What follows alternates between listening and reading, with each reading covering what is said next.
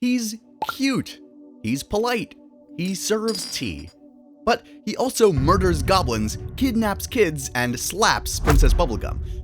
Peppermint Butler is a loyal butler on the outside, but a dark wizard, soul-binding necromancer, and one of the most dangerous characters in Adventure Time on the inside, all hidden behind a sweet smile, a peppermint swirl, and a masterclass in what loyalty and doing what it takes really means. It starts small, a background character in a bow tie, just another polite face in the Candy Kingdom. Peppermint Butler was always there, quietly handing tea to Princess Bubblegum, standing at her side like a good servant. He doesn't speak unless spoken to. He smiles, bows, and blends right in. But in Adventure Time, you should always be suspicious of the ones who blend in too well. In the episode Death in Bloom, things start to get weird. Finn and Jake accidentally kill Princess Bubblegum's prized plant, and instantly panic knowing how serious she is about her experiments. Desperate to fix their mistakes before she finds out, Finn comes up with a plan. All we gotta do is go to the land of the dead and reclaim the flower soul from death before Bubblegum returns. But just then, Peppermint Butler quietly steps in. Excuse me, but did you all say land of the dead? He mentions it like taking a trip to the land of the dead is just part of his afternoon plans. Finn stammers, caught off guard by how normal Peppermint Butler makes it sound. Oh, what?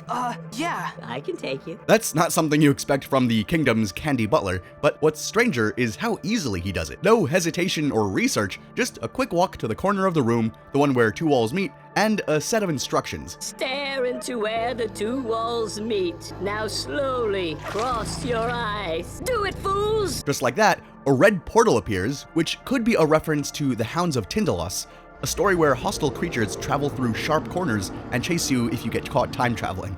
It's our first big hint at Peppermint's secrets. He's tapping into some ancient secret magic here. Now, before Finn and Jake leave, he casually warns them. And don't drink the water. That's not something you might know from a book. That's something you learn from being there. And in the land of the dead, things get even stranger fast. Monsters roam the cliffs, and skeletons drift down an escalator like it's a grocery store aisle. Soon, they arrive at the gate to the underworld. A guard asks each arrival the cause of their death. One skeleton, with a spear still stuck in his neck, gives his answer. The guard lets him pass without issue. Yay. After watching the skeleton with the spear in his neck get approved, Finn and Jake nervously step forward. How did you die? And of course, Finn and Jake didn't die, so they lie to get in. Because we're awesome? Step out of line. And when they're denied, they just sneak past the gates and dodge flesh-eating skeletons. It's horrifying, but it gets worse. Because Jake sees a river and pulls an Eve. Finn yells at him not to. Even the nearby skulls are screaming warnings, but Jake drinks anyway, and just like that, his face goes blank. Jake? Why are you making stupid face? Who's Jake? Now he's forgotten everything, wiped clean in an instant, a direct reference to the river Lethe from Greek mythology, the river of forgetfulness. This isn't just a goofy gag, it's a symbol of how close these characters come to losing themselves entirely. And Peppermint Butler? He sent them here without any real preparation, because he knew they'd survive. A few minutes later, the two actually meet Death, who immediately starts questioning who they are. Jake is confused, and he doesn't know how to answer. I don't know, man. Who are you? You're in my castle. They demand the plant's soul back, and kinda ask to get Jake's memory back. Be gone, mortal. No! I promised Princess Bubblegum! But Death doesn't care about demands. He just challenges Finn to a musical battle. You know, the usual stuff when you die. Death puts on a performance worthy of The Devil Went Down to Georgia, and Finn loses, obviously. Lose a music battle, lose your life. And just when Death is about to kill him, Finn blurts out, Oh, wait. Before I die, Peppermint Butler says hi. Everything stops. Death freezes mid-step. His voice softens. What? You know Peppermint Butler? Yo, you guys can have whatever you want. Suddenly, they're not enemies, but best friends. Death laughs. He revives Jake's memories with a literal kiss of death, a funny little visual that also doubles as a reference to old mafia symbolism, and then returns the plant's soul. When they get back to the Candy Kingdom, everything looks normal. Bubblegum hugs them, thanks them, and eats the flower without a clue of what really happened. But Peppermint Butler lingers behind. He walks up with a soft smile. Mr. Finn, Mr. Jake, I believe you still owe me something in exchange for that favor I did. It starts off casual, polite even, but something about the way he says it feels off. I'd like your flesh. There's a pause. They think it's a joke. But Peppermint Butler does not say it like it's a joke. His eyes turn yellow. I'm going to take it from you while you sleep. And just like that, the scene ends. It's the moment the mask slips. He's not just a quirky side character anymore. He's someone so steeped in dark magic that even death treats his name with caution. And that's just the beginning. Because the next time we see Peppermint Butler, he's not just opening portals, he's fighting hidden battles in the background. And if you look closely, the episode The Eyes gives us an early glimpse of that darker side. Peppermint Butler calls Finn and Jake over to help with a situation. I swear I found him like this. No shock, no questions, just a quiet, you guys can help me clean this up, right? And Finn, he doesn't even blink. We'll take care of it, Peppermint Butler. He plays it like it's a simple joke, but stick around till later and you'll find out why this scene doesn't feel odd. It feels familiar, like he's done this before, like he knows exactly what to do when a body turns up. And that's not just a weird coincidence. There are quiet clues scattered throughout the series, like in Return to the Nightosphere, where we briefly see a background photo of Hunson Abadir, Marceline's demon father, playing golf, with Peppermint Butler as his caddy. That's not a casual friendship, that's direct access. It shows Pep isn't just familiar with the Nightosphere, he's been there on some impromptu field trip. The connection shows up again later in Marcy and Hunson, where Peppermint Butler summons Hunson himself to infuse Finn's sword with Nightosphere magic. Even in Vamps About, he geeks out trying to get the Vampire King's autograph. It's pretty funny on the surface, but the message is clear. Peppermint doesn't fear darkness, he admires it. He moves comfortably in spaces that terrify everyone else. And in Nemesis, we finally see just how deep that darkness goes. The Candy Kingdom is quiet on the surface, but paranoia is rising underneath. A secret group called the Veritas Brigade gathers in the shadows, a conspiracy club made of candy people who believe something sinister is happening inside the palace walls. And they're not wrong. From surveillance footage, Princess Bubblegum watches them with casual amusement, sipping tea while they plot against her. But then Peacemaster, the self-righteous crusader against darkness, bursts in and drops a proclamation. There is something very wrong dwelling in the Candy Kingdom, a dark entity I plan to purge. He doesn't say the name, but most people watching from home thinks he means Princess Bubblegum. But no, it's actually Peppermint Butler. Suddenly, the Peacemaster realizes the time and exclaims that he must go. He quickly runs to a window, announcing that he'll return in 1 hour, and goes back to his kids. His kids eagerly suggest visiting the Sorcery and Dark Arts Fair, but Peacemaster quickly shuts down the idea, clearly involved about the dangers involved. The son, teasingly, throws a shoe, provoking laughter from the children and frustration from the Peacemaster. Unexpectedly, the baby vomits on him, causing Peacemaster to lose control and crash their minivan into a nearby building. He kicks the bumper in frustration and drives off. As he leaves, Peppermint Butler watches them from the side, his eyes sharp and filled with quiet anger before he slowly walks away. Later, Princess Bubblegum asks Peppermint Butler for some tea. He replies, Just a second. "'Cause he's busy." He's surrounded by candles, chanting strange words, putting on armor, and drawing a flaming sword. His voice is calm, but the words he chants aren't just spells. They're actually real incantations, pulled from Hermetic texts, ancient Sanskrit mantras, even references to tarot. This is a ritual. The moment he invokes Horus, an Egyptian deity tied to magic and war, the screen even shifts to a stark black and white aesthetic, visually mirroring Aha's Take On Me video. It's a surreal transformation, and Peppermint Butler vanishes, until he reappears, right in front of the Peacemaster like a summoned weapon. They clash. Peacemaster swings talismans, Pep counters with a flash of incantations, but the moment the baby barfs on Pep and the fight briefly derails, he's suddenly snatched, swallowed whole by Peacemaster's enchanted hat, the Dark Wizard Gobbler. Just when it looks like Pep has been trapped forever, Kenneth, the bumbling member of the Veritas Brigade, activates a bizarre contraption powered by a literal pickle. Dimension disruptor, come on. Please, please, please, please. Peacemaster's enchanted hat starts glowing, and Peppermint Butler crawls out, gasping for air. Time out. Before Peacemaster can strike again, Peppermint throws down a smoke bomb and vanishes into the shadows. Because the next day, he returns, in full form at the Wizard Battle Arena. Peacemaster stands ready, but Pep has something else planned. He's already kidnapped the Peacemaster's children, and without hesitation, he chants dark words, transforming the boy into a mutated creature, a demon hybrid straight from the Nightosphere. Now you got a monster kid. It's twisted and calculated. He's not hungry for power, he's protecting PB in his own way. Remember, you still got 2 non-monster kids, and if you want to keep them that way, you better toss all your charms down the hole. With his twisted ways, he makes Peacemaster surrender, then walks away like nothing happens. Back in the castle, he quietly hands Princess Bubblegum a cup of tea, and she doesn't suspect a thing. To the Candy Kingdom, he's just a sweet little peppermint. But we've seen the truth now. He walks between worlds, he fights with forbidden magic, and he'll cross every line for loyalty. Does that make him evil? Well, whatever you think, what he does next might change your mind. By season 6, Peppermint Butler has moved far beyond harmless spells. He's a necromancer, a shadow enforcer, and a figure who walks the Candy Kingdom with silent power. And in The Suitor, that quiet power turns manipulative, as we see just how far he's willing to go to control what he can't protect. The episode opens with Peppermint Butler performing a dark ritual. He summons a demon named Ogdoad, a name tied to ancient Egyptian creation myths and later Gnostic belief.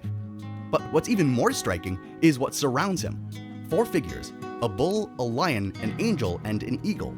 These aren't random animals. They're the traditional symbols of the 4 evangelists in Christian iconography. A quiet visual cue that this isn't just magic, it's myth-making. He's invoking systems of power that shaped entire religions, but he's interrupted. The Gumball Guardians remind him of his real duty, making PB socialize.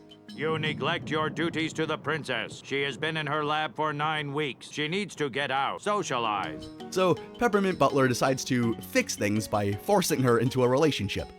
He reviews a long line of suitors who've waited decades just for a chance.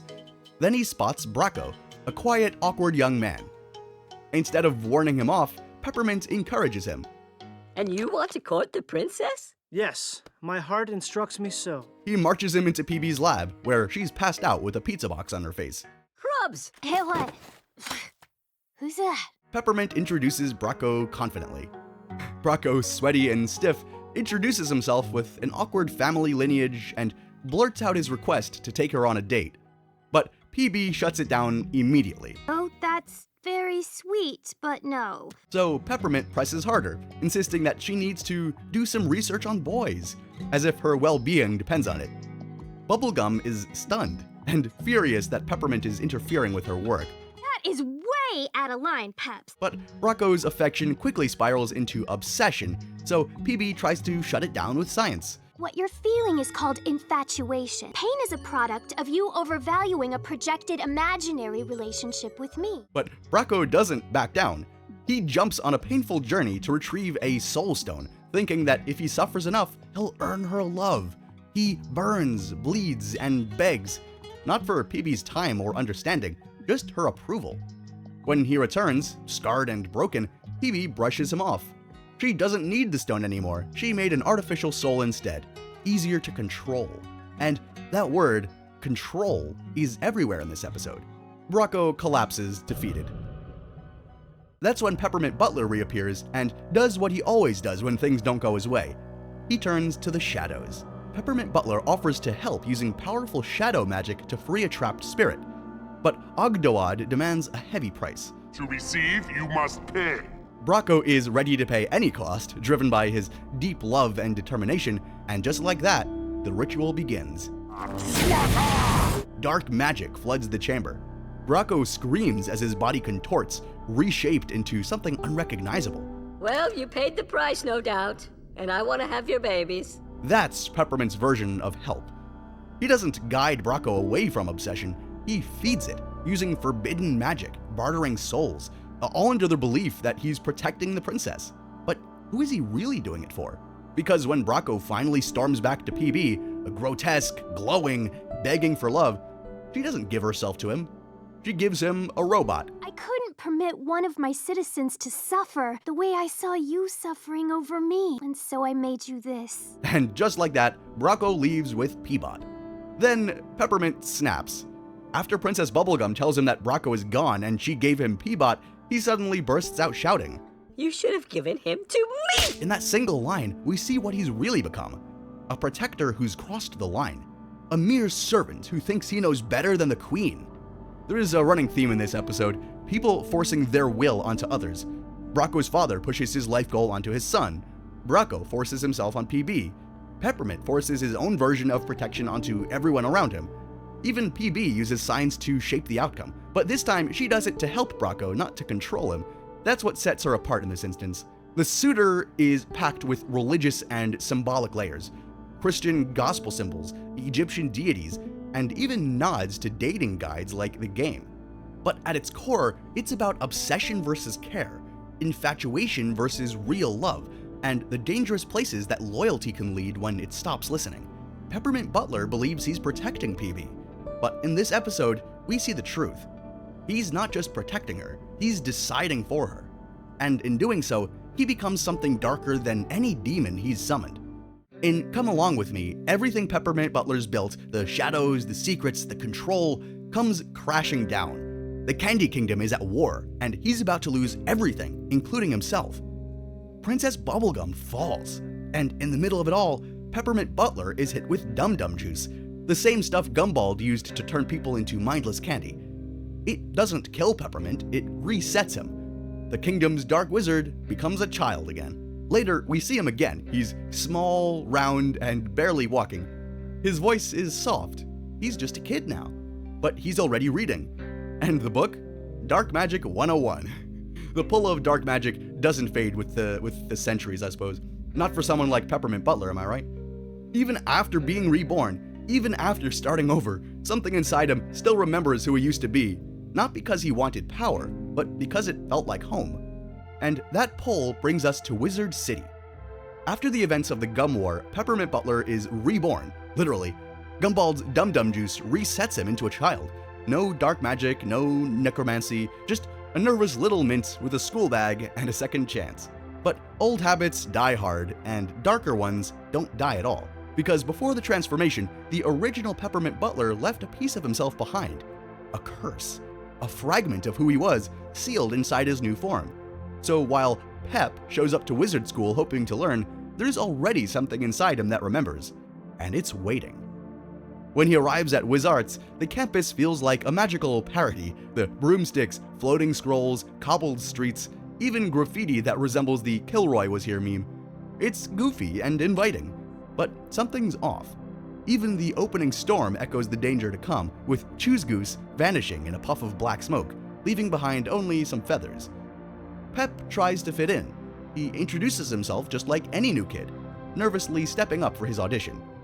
Rock and roll. I shall now summon an infernal flame directly from the Nidosphere. The audience stares. A flicker of magic bursts from his hand. It spirals into a skull, snarling, howling, and chasing him off stage. No! The crowd laughs. The professors exchange uneasy glances because dark magic isn't allowed in Wizard City. In fact, Peppermint Butler was banned from the city long time ago for using it, a reputation that still lingers. But Pep? He just wants to move on and live his little child life. Late that night, Pep sits alone, and that's when it returns.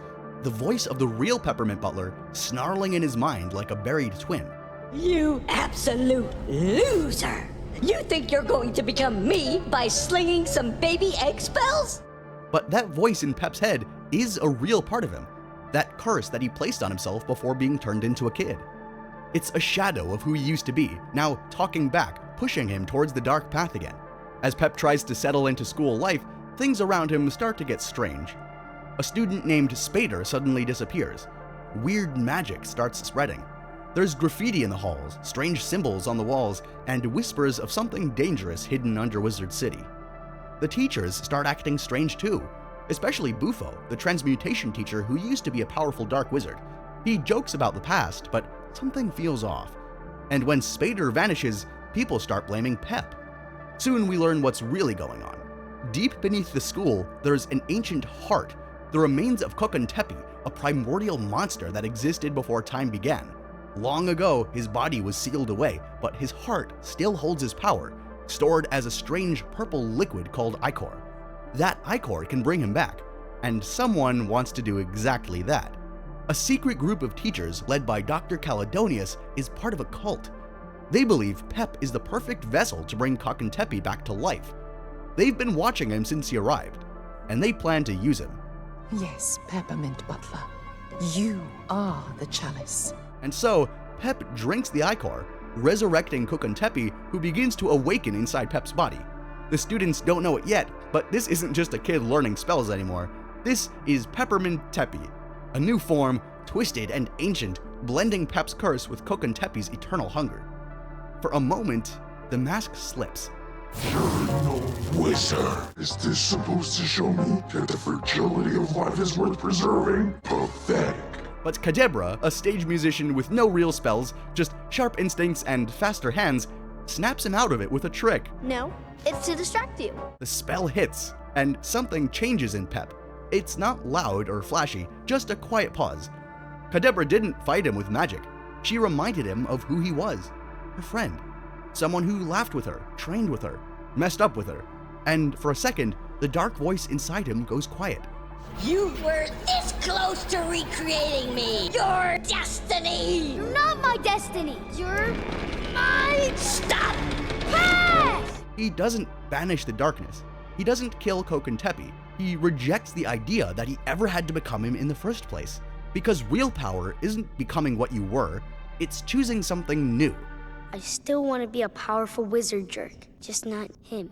He finally gets what he always wanted. Recognition, status, the title of Salamander. And today, I, Weaponhead III, as new headmaster, hereby promote you to the rank of Salamander. Pep looks at him, pauses, and walks away. Shortcuts kind of give me the creeps now, and the long road doesn't sound so bad when you have a good travel buddy. This ending isn't loud. There's no final explosion or ultimate spell. It's quiet. And that's what makes it powerful. Because Pep finally learns the one lesson his old self never could understand. You can't erase your history, but you can choose what you become. That's the real magic. Not summoning demons, but having the power and choosing not to. And for the first time in 300 years, Peppermint Butler finally gets to be someone new. Peppermint Butler isn't a villain, but he's not a hero either. He lives in that gray area between doing what's right and making some really dark choices. At first, he seems like just a polite, helpful butler, but beneath that smile, he was a necromancer. Someone who used dark magic to protect the Candy Kingdom, no matter the cost. And he just wanted to serve Princess Bubblegum, even if it meant crossing lines that she never would. He believed loyalty meant doing anything. Spying, torturing, summoning demons, all in silence while everyone else slept peacefully. He became the Candy Kingdom's shadow, the part that punished and protected all at once. And yet, he never asked for thanks. He never made a scene. He just kept smiling like a cute little peppermint. In the end, when he gets a second chance, he doesn't go back to who he was. He walks away from the darker aspects of himself and chooses to be better. And in Obsidian, we see he's become the new ruler of the Candy Kingdom. But not all characters just get to walk away or rule a kingdom. Some come to a bitter end after endless searching for a place to fit in the world. If you've ever been searching for meaning or belonging, click here to watch that video. You'll learn a lot more than you expect.